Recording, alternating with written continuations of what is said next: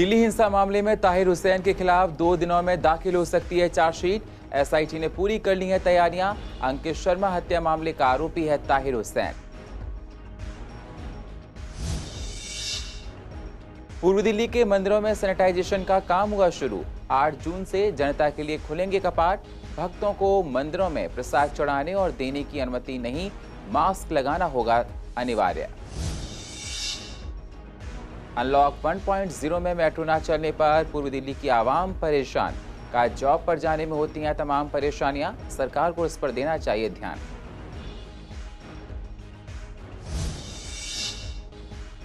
Restaurant भी खुलेंगे 8 जून से। रेस्टोरेंट पर किया जा रहा है साफ सफाई का काम।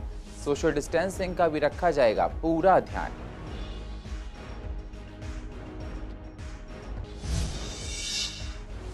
झिलमिल फ्लाईओवर, छोटा बाजार में बारिश से भरा पानी। लोगों को आने जाने में हो रही हैं परेशानियां, प्रशासन नहीं दे रहा ध्यान।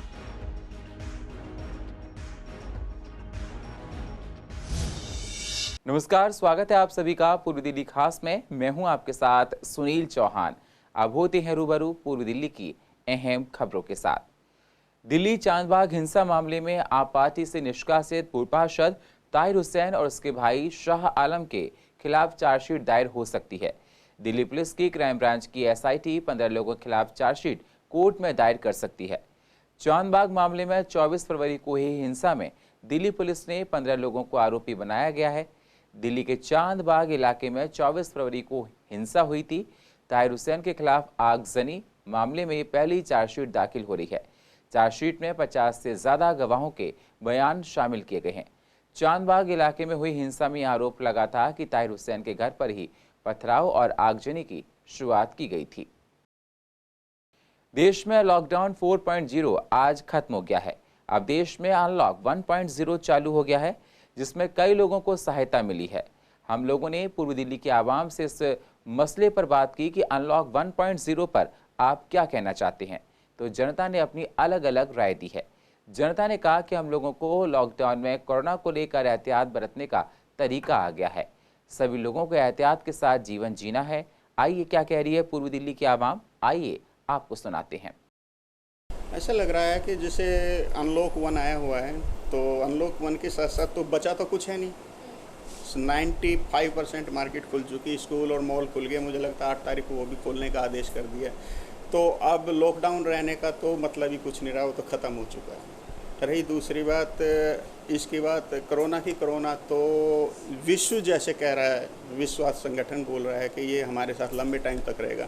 तो इसको देखते हुए हमें इसी के साथ जीने की आदत डाल लेनी चाहिए। अपनी जितनी ही सुरक्षा मानकों को लेके चल सकते हैं तो हमें चलना चाहिए और आगे देश का विकास में सहभागी बनना चाहिए। देखिए, अनलॉक केंद्र सरकार ने किया है, केजरीवाल जी ने भी अपनी तरफ से अनलॉक किया है, लेकिन कोरोना ने अभी हमारे को फ्री नहीं छोड़ा है। और दूसरी तरफ मैं आनंद विहार वार्ड को देखूं तो हमारे एरिए में अभी भी बहुत कम केसेस हम देख रहे हैं। इसलिए अगर हम ऐसे ही प्रिकॉशंस लेते रहे, आनंद विहार की जनता बहुत समझदार है, अगर ऐसे ही प्रिकॉशंस चलते रहे तो हम लोग कोरोना से काफ़ी अच्छे से निजात पा लेंगे। और देश को और राज्य को, अर्थव्यवस्था को सुदृढ़ करने की ज़रूरत है, इसलिए ये अनलॉकडाउन हो रहे हैं। इसलिए मैं तो क्षेत्रवासियों से कहूँगा, आप लोकल मार्केटों में निकलिए। मैं घूमता हूँ, देखता हूँ, वहाँ पे बहुत सारे प्रिकॉशंस ले रहे हैं दुकानदार। आप लोग जाइए, परचेज़ करिए, कोई आपको प्रॉब्लम नहीं होगी। नहीं, अनलॉक की जो स्थिति आई है उसमें ऐसा नहीं है कि हम अपने जो प्रिकॉशन है हम उसको लेना बंद कर देंगे। यदि इनको बंद कर देंगे तो जो महामारी का रूप धारण कर रही है, अब जो देख रहे हैं, जो WHO ने भी कहा था कि आगे आने वाले जो समय में काफ़ी मतलब ये घातक सिद्ध होगी, और वो लग रहा है हमें धीरे धीरे, क्योंकि जो क्षेत्रों में फैल रहा है हम रोज सुन भी रहे हैं और देख भी रहे हैं। तो प्रिकॉशन तो हमें बराबर बना कर रखना पड़ेगा। व्यापारियों की स्थिति है, अब वो गड्ढे पे जा चुके हैं, अब धीरे धीरे अब वो आएंगे। अब 1 महीना लगे, 2 महीने लगे, 3 महीने लगे, 4 महीने लगे, आगे समय और भी लग सकता है। तो बस यही कहेंगे, हम तो अपना प्रिकॉशन रखें, गैप बना के रखें। देश में अब धीरे धीरे सरकार की तरफ से ढील दी जा रही है। अनलॉक 1.0 में सरकार मंदिरों को भी खोलने की इजाजत दे रही है। 8 जून से दिल्ली में सभी मंदिर कुछ शर्तों के साथ खुलेंगे। हमने पूर्व दिल्ली के प्रीत विहार के गुफा वाले मंदिर में जाकर मंदिर के मैनेजमेंट कमेटी और पंडित जी से बात की तो उन्होंने कहा कि हम लोगों ने मंदिर में आने वाले हर श्रद्धालु के लिए नियम बनाए हैं। मंदिर में सोशल डिस्टेंसिंग का पूरा ध्यान रखा जाएगा। मास्क लगाकर आना मंदिर में अनिवार्य होगा। मंदिर में प्रसाद को लाने चढ़ाने की अनुमति नहीं होगी और ना ही मंदिरों में भक्तों को प्रसाद दिया जाएगा। किसी भी त्योहार पर मंदिरों में अलग तरह से इंतजाम किए जाएंगे। सोशल डिस्टेंसिंग का पूरा ध्यान रखा जाएगा और पूरे मंदिर को सैनिटाइज किया जा रहा है। साफ सफाई जोरों पर है। तो अनलॉक का ऐलान तो कर दिया गया है लॉकडाउन के बाद। अब बहुत खुशी की खबर यह है लोगों के लिए कि काफ़ी कुछ चीज़ें जो हैं वो काफ़ी हद तक खुलने जा रही हैं और इसी कड़ी में मंदिर, मस्जिद, गुरुद्वारे और बाकी धर्म स्थल जो हैं वो खुलने जा रहे हैं। और आज गुफा वाले मंदिर में आपको लेकर आए हैं और यहाँ के कुछ सदस्य मेरे साथ मौजूद हैं, उनसे बात करेंगे और जानेंगे कि क्या कुछ प्लानिंग की जा रही है मंदिरों को खोलने से पहले। हमने ये है कि जैसे जैसे जो गवर्नमेंट डायरेक्शन देगी, जिस हिसाब से मंदिर खुलने के लिए कहेगी तो हम उसी हिसाब से चलेंगे। सबसे पहले तो ये है कि हमें सैनिटाइजेशन कराना पड़ेगा। दूसरा, हमारी जो मंदिर की सफाई डेली चल रही है, इवन क्लोजिंग के बाद भी हमारी डेली धुलाई होती है, डेली सारा कुछ उसको बाकायदा सफाई करते हैं। और उसमें यह है कि हमें सोशल डिस्टेंसिंग का ध्यान करना पड़ेगा, सैनिटाइजेशन का देखना पड़ेगा। और दूसरा ये है कि लोग जो आएँ वो सोशल डिस्टेंसिंग के हिसाब से, कि जो भी भक्तजन आएंगे हम उसे भैया प्रसाद वगैरह कोई मत लाओ, हाथ जोड़िए, प्रभु को दर्शन करिए, जाइए, क्योंकि प्रसाद में अनहाइजेनिक भी कुछ हो सकता है। इस बारे उसको हम मना करेंगे, अवॉइड करेंगे, कोई करेंगे नहीं, ना चढ़ाने देंगे ना लाने देंगे। बिना मास्क के अंदर कुछ नहीं देंगे हम। दूसरा ये है कि जो भी दर्शन करने वाले दर्शनार्थी आएंगे उनके लिए हम वो जरूर रखेंगे कि कोई उसको कोरोना तो नहीं है, वो जो चेक करने का होता है टेम्परेचर मशीन, वो भी हम रखेंगे ला करके और सबकी चेकिंग करेंगे गेट पर। 2 गेट हमारे हैं, दोनों खोलेंगे हम और 2 जगह रखेंगे, उसके बाद ही प्रवेश दिया जाएगा। मंदिर की पूरी रखरखाव, पूरी व्यवस्था, मंदिर बंद के बावजूद, मंदिर बंद था फिर भी मंदिर में पूरा ध्यान रखा गया, पूरी साफ सफाई का ध्यान रखा गया। हर प्रकार से मंदिर के हमारे जो कमेटी के माननीय सदस्यगण, मंदिर का पूरा ध्यान रखा गया है। और मंदिर में आने वाले भक्तों का पहली जिम्मेदारी तो मंदिर की कुछ जिम्मेदारी अपनी ही होगी, जो थोड़ा सा अपने को बचाव करके रखें। शेष मंदिर हमारा हर कदम के लिए, हर व्यक्ति के लिए, हर आने वाले जो है श्रद्धालुओं के यथास्थिति बनाए रखने के लिए तैयार है। जैसे कि सैनिटाइजर रखने के लिए पूरी है और आने वाली वो मशीन से जो है आने जब गेट से अंदर एंट्री होती तो हमारे मंदिर के लोग जो है जाकर के उसको देखेंगे कि हाँ जी ठीक है।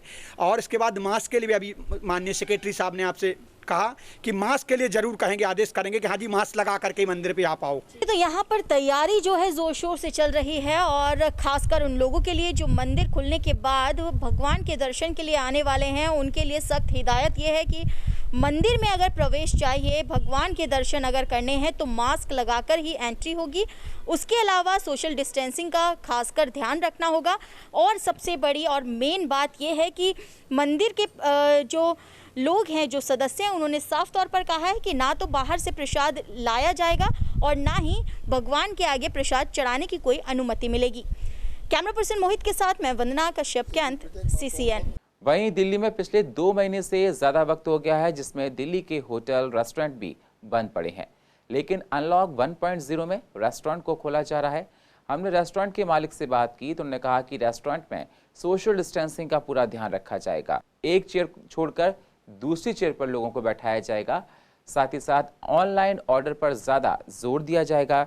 सभी स्टाफ को समय समय पर सैनिटाइज होना है, ऐसी बात कही उन्होंने। साफ सफाई जोरों पर की जा रही है। पेमेंट को हम डिजिटल लेन देन पर जोर देंगे और कुर्सियों को दूर दूर रखेंगे जिससे लोग पास ना आए। सारा स्टाफ मास्क लगाकर खाना सर्व करेगा और 2 गज की जो दूरी जिस तरह से हमारे PM जी बोलते हैं वो हम सब के लिए बेहद ज़रूरी होगी। सबसे पहले जो हमारे प्रधानमंत्री जी ने कहा कि 2 गज की दूरी हमने सारे स्टाफ को हमने ब्रीफ कर रखा है कि 2 गज की दूरी को हम सारे स्टाफ को हमने बता रखा है कि भैया कोई भी कस्टमर से हमने इंटरेक्शन में नहीं आना, हमने 2 गज की दूरी मेंटेन रखनी है। इसके अलावा हमने नो कॉन्टैक्ट डिलीवरी पहले से स्टार्ट कर रखी थी, जिसके अंदर हमारे जो डिलीवरी बॉयज़ हैं घर पे जाते थे, वो कस्टमर को बिना टच करे खाना देते थे। अब जो सिटिंग का है, जैसे अब सरकार ने जो ऑर्डर करा कि रेस्टोरेंट खोलने की ऑर्डर हो जाएंगे 8 तारीख से, तो उसके अंदर हम जो है सरकार ने हमें थोड़ा गाइड करा है कि भैया ये जो है 33% कैपेसिटी से हमें वर्क करना है। जैसे अगर हमारे रेस्टोरेंट की कैपेसिटी 50 की है तो हमें 15 बंदों को ही अंदर एंटरटेन करना है, उससे ज़्यादा हम लोगों को नहीं अंदर करेंगे, एंटर करने देंगे।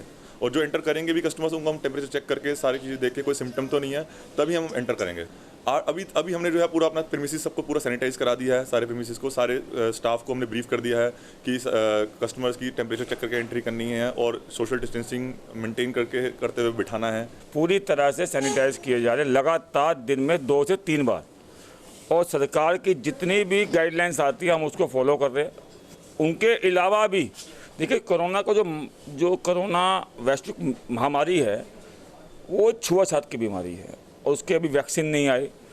तो जब तक वैक्सीन नहीं आती बड़ा खतरा है, तो पूरी सावधानी रख रहे हैं, क्योंकि सरकार की अपनी मजबूरियां खोलना और हमारी भी मजबूरी, कब तक घर से खाएंगे।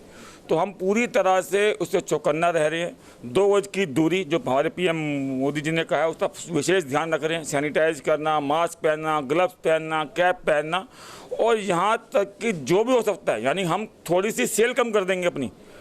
हम कस्टमर, मान लो जैसे कहा कि कस्टमर हमारे 60 बैठने की जगह, तो हम उसे 20 ही बिठाएंगे। अनलॉक 1.0 सरकार की तरफ से दिल्ली में मेट्रो को चलाने की इजाज़त नहीं है। दिल्ली में रोज़ लगभग 20 लाख लोग मेट्रो से सफ़र करते हैं। हमने पूर्वी दिल्ली के आवाम से बात की तो उन्होंने कहा कि दिल्ली में मेट्रो को चलाना चाहिए, जिससे जो लोग जॉब के लिए जाते हैं उन लोगों को आसानी हो सके। मेट्रो में कोरोना को लेकर एहतियात बरतने की बात भी लोगों ने कही कि सभी लोगों को सोशल डिस्टेंसिंग का ध्यान रखना है अगर मेट्रो चले। अब दिल्ली में डीटीसी बसें बहुत कम, ना के बराबर चल रही हैं, जिससे लोगों को आने जाने में परेशानियां हो रही हैं, जॉब के लिए टाइम पर नहीं पहुंच पाते हैं। सरकार को इस पर ज़रूर सोचना चाहिए। मेट्रो तो बिल्कुल होना चाहिए। मैं मेट्रो में हमेशा जाते रहा हूँ और मेट्रो में हमेशा यूज करते रहा हूँ, मगर मेट्रो ना चलने की वजह से मुझे बहुत दिक्कत हो रही है। मेरी घर के दाल रोटी चलाना, घर का सब ये सिस्टम चलाना मुझे बहुत दिक्कत हो गया है। और क्योंकि बस में भी हम बैठते हैं तो डर भी लगा रहता है। दूसरी बात यह है, बस में 20 बंदे से ज़्यादा नहीं बैठाते हैं और वो बस कई बार रुकता भी नहीं है, हम खड़े खड़े रहते हैं। हम जहाँ हमें पहुँचना होता है जिस टाइम के हिसाब से, हम पहले घर से 1 घंटा पहले चलते हैं, मगर वहाँ जाने में 1 घंटा और लेट हो जाते हैं, पहले का मुकाबले, लॉकडाउन से पहले का मुकाबले। अब स्थिति ये हो गया है सर, हमें घर से निकलना और वहाँ डिप्टी पहुँचना हमारे लिए इतने भारी हो गया है जो हमें हिसाब नहीं बन पा रहा है। हम ये सोच रहे हैं अगर मेट्रो हमारा चल जाता तो वो एक चीज़ है, मेट्रो में भीड़ तो होती है, मगर सरकार मुझे चाहती सरकार तो नियम बना सकता है कि जैसे हर चीज़ उन्होंने खोला, सारी चीज़ चालू करा था। मैं चाहता हूँ सरकार इसमें भी कोई नियम बनाए। मेरे हिसाब से अगर केजरीवाल जी ने सारी चीज़ें खोली हैं, थोड़ी थोड़ी करके प्राइवेट सेक्टर खोले हैं, लोगों को जॉब पे जाना है, बस में 20 लोग जा सकते हैं, तो उनको जाने में जिन पे अपने व्हीकल नहीं है उनको परेशानी हो रही है। कुछ शर्तों के साथ अगर मेट्रो भी खोली जाती तो उनको आने जाने में आसानी होती। मेरा तो मानना यही है। ये मेन समस्या आती है क्योंकि अगर हम कितने भी गार्ड रखें, कितने भी कुछ रखें, आजकल लोग हैं जो कि इस चीज़ को अभी भी सीरियसली नहीं ले रहे हैं, इतना बढ़ने के बाद भी। लेकिन अगर गवर्नमेंट कर रही है तो वो कुछ रूल निकाल सकती है। जैसे बस में भी 20 लोगों का निकाला है, मेट्रो पे जहाँ से एंट्री होती है वहीं से ही लोगों को 20 लोगों की एंट्री करे या 30 की, या एक स्टेशन से कितने करने हैं उसी हिसाब से एंट्री दे पास के हिसाब से। तो मेरे ख्याल से उसमें भी हो सकता है सोशल डिस्टेंस के अकॉर्डिंग। देखिए जी, पिछले 2.5 महीने से हर एक आम जनता को दिक्कत तो उठानी पड़ रही है। जब सब बंद था तब भी उठानी पड़ रही थी और आज भी उठानी पड़ रही हैं। अब जब हमारे माननीय मुख्यमंत्री केजरीवाल जी ने सब कुछ खोला ही है तो मेट्रो भी खोलनी चाहिए थी। अब मान लीजिए अगर मैं गुड़गांव जाता हूँ, मेरी जॉब है वहाँ पे, तो कंपनी तो मुझे बुलाएगी। अब मैं नहीं जा पाऊँगा क्योंकि मेट्रो बंद है, मेरे पास गाड़ी नहीं है, स्कूटी नहीं है, तो मैं कैसे जाऊँगा?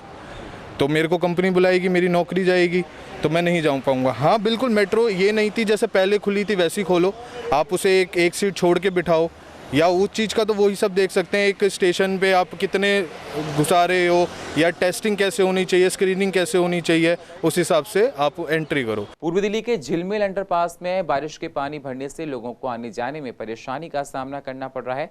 अंडरपास में पानी भरने से लोग निकल नहीं पा रहे हैं। ज़रा सी बारिश से यहाँ पर पानी भर जाता है, लोगों की गाड़ियाँ फंस जाती हैं। प्रशासन को इस पर तुरंत ध्यान देना चाहिए, लोग परेशान हो रहे हैं।